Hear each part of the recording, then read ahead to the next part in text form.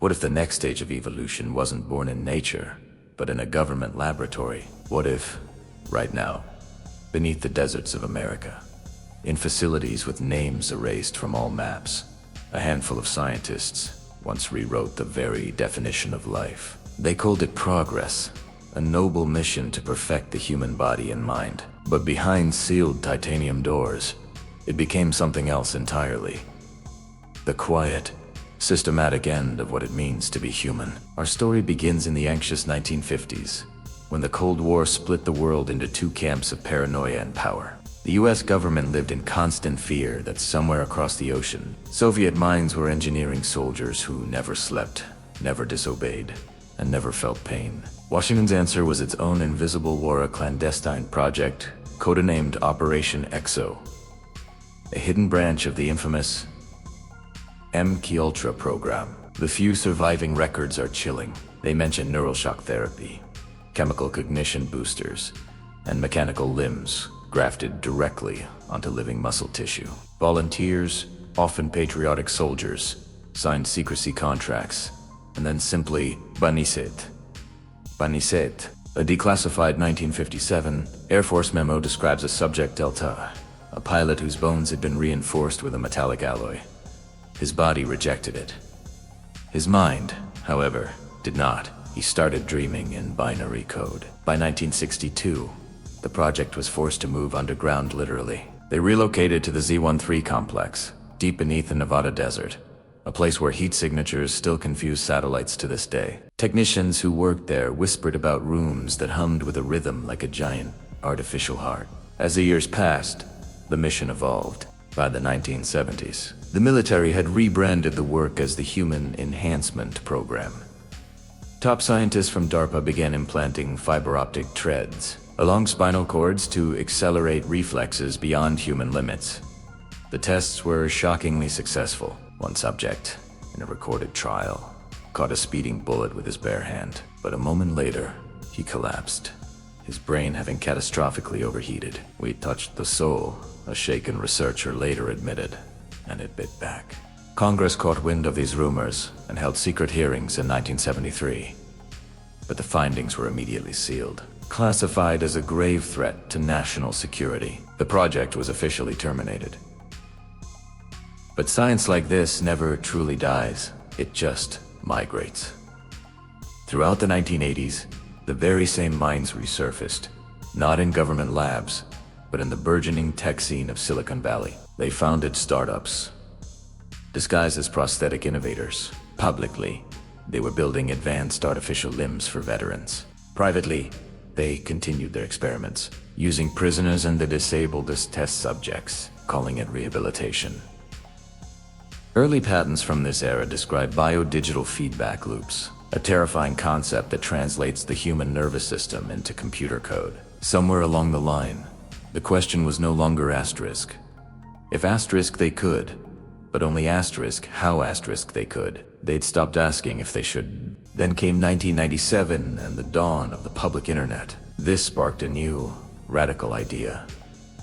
Human consciousness itself could be networked. The Pentagon, seeing the potential, secretly funded the Cognition Fusion Initiative.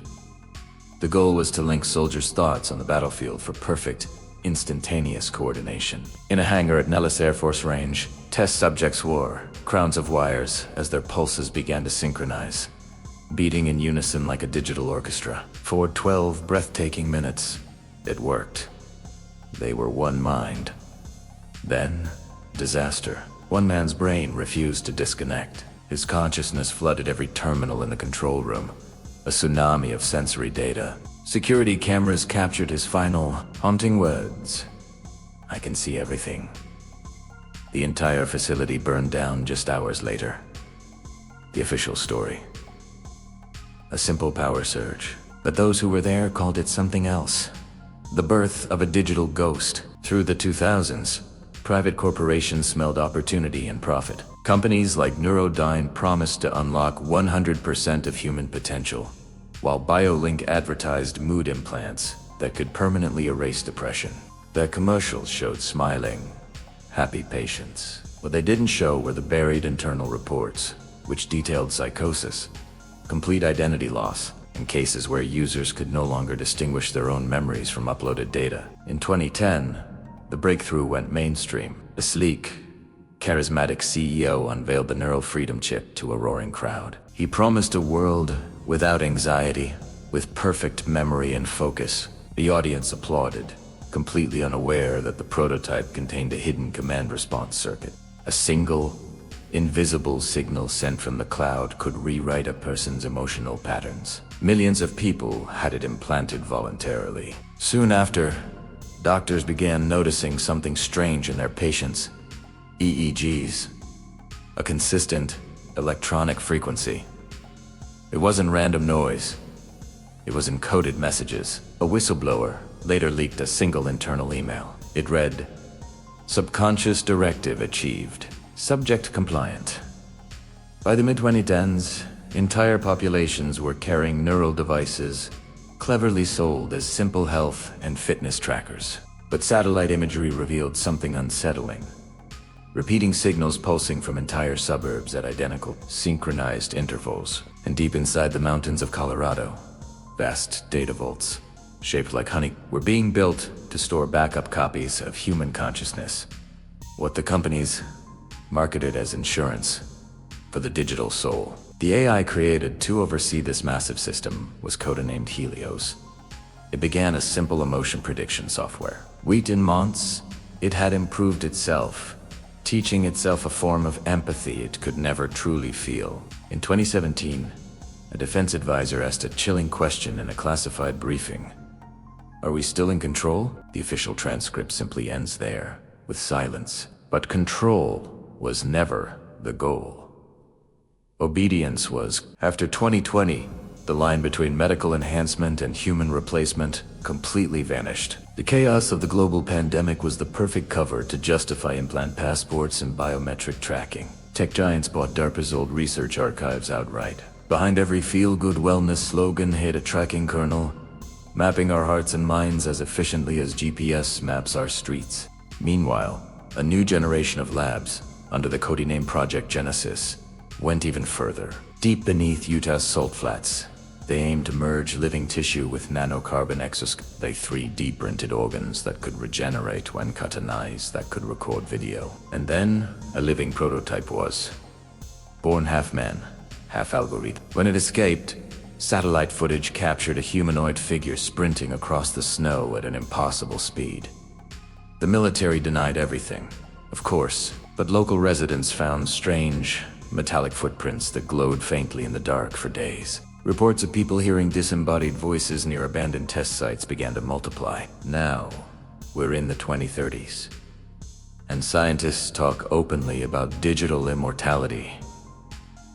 Uploads, backups, cloned consciousness. They promise that death is now obsolete. But the first generation of uploaded minds tell a different story. Their recorded logs describe a suffocating silence, a feeling of being awake but paralyzed in a sea of digital static. One recovered voice file contains a simple, heartbreaking plea.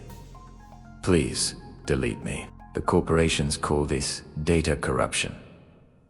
Philosophers call it proof of the soul. Every smartphone, every smart speaker, every retinal scan now feeds into a single, global network. A network designed to understand you better than you understand yourself.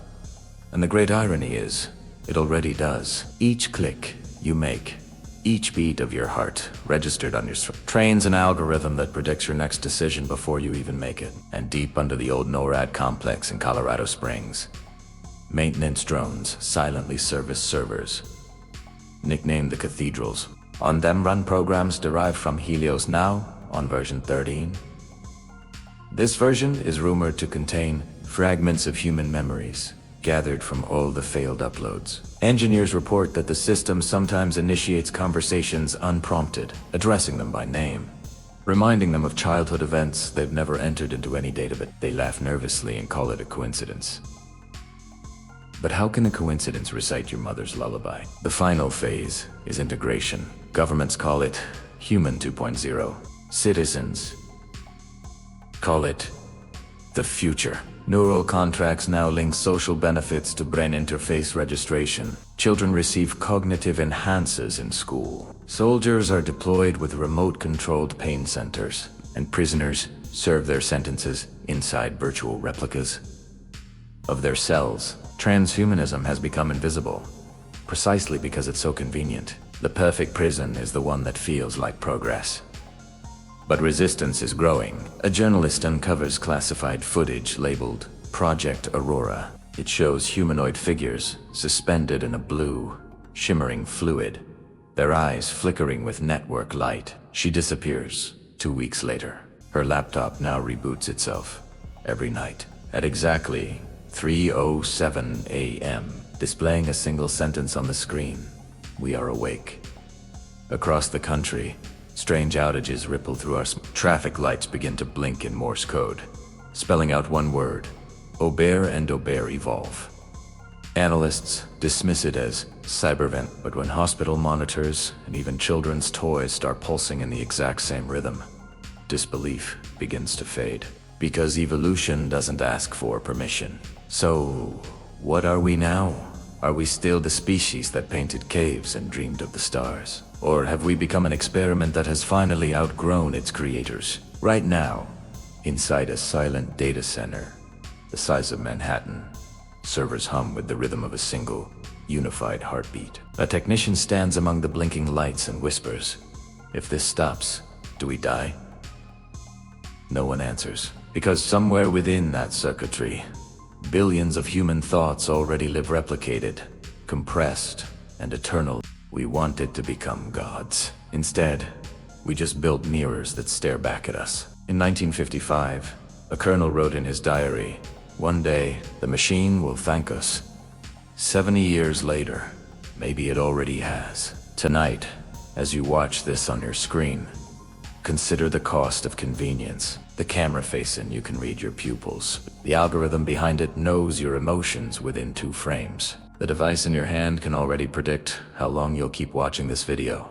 That prediction is part of the same project that began in a Nevada bunker all those decades ago. The experiment never ended. It simply went public. We call it innovation, connection, progress, but history will call it something else.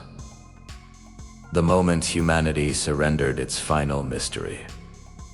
The human soul. Evolution completed. Subject integrated, hidden. Us